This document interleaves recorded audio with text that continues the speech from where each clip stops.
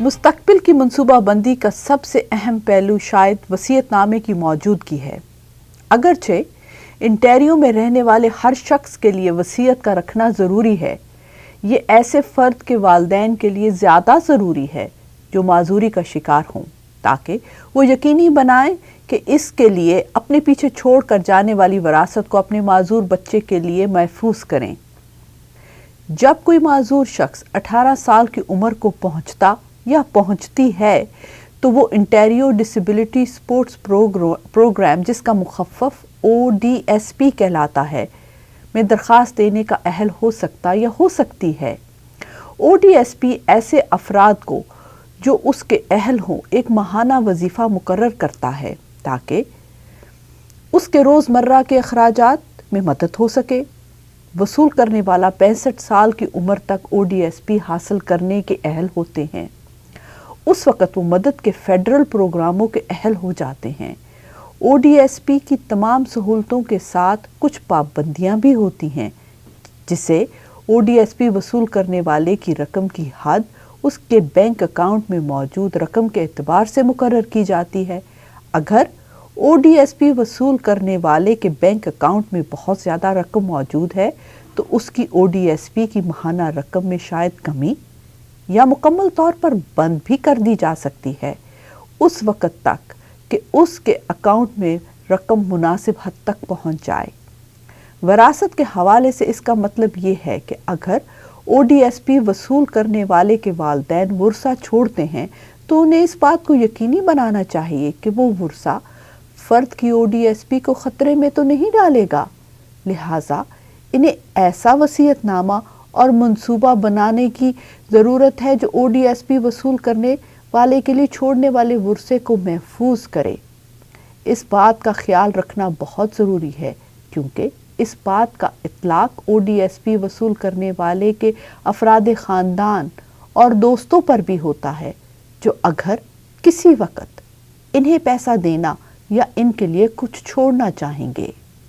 کسی وصیت نامے میں ODSP وصول کرنے والے کا خاص طور پر ذکر نہ کرنے کی صورت میں بہت سے دوسرے مسائل پیدا ہو سکتے ہیں۔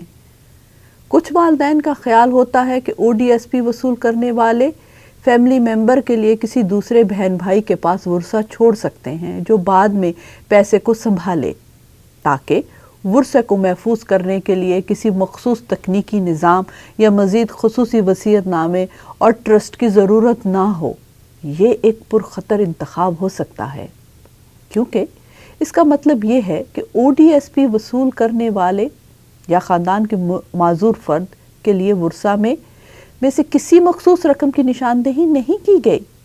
یہ ممکن ہے کہ یہ رقم غائب ہو جائے اور ODSP حاصل کرنے والے کے لیے کوئی تحفظ نہیں ہوگا۔ یہ مراد نہیں ہے کہ ایسا ارادتاً ہوگا، لیکن یہ ہو سکتا ہے اور والدین میں سے کوئی بھی اپنے اس معذور بچے کے حصے کے تحفظ کے لیے موجود نہیں ہوگا۔ میرے خیال میں یہاں یہ بتانا ضروری ہے کہ کوئی شخص جو معذور ہو اسے ODSP کے لیے درخواست دینا لازمی نہیں ہے۔ ایسی صورت میں وہ ان پابندیوں سے متاثر نہیں ہوگا یا نہیں ہوگی جن کے لیے ODSP وصول کرنے والے کو پابند ہونا پڑتا ہے۔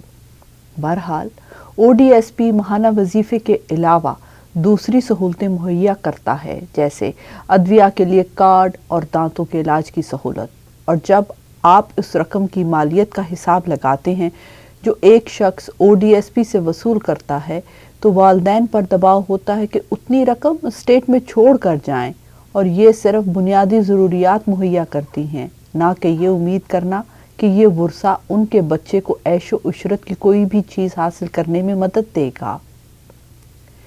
پھر یہ مسئلہ بھی ہوتا ہے کہ کیا وہ شخص اتنی اہلیت رکھتا ہے کہ اپنے پیسے کو سنبھال سکے؟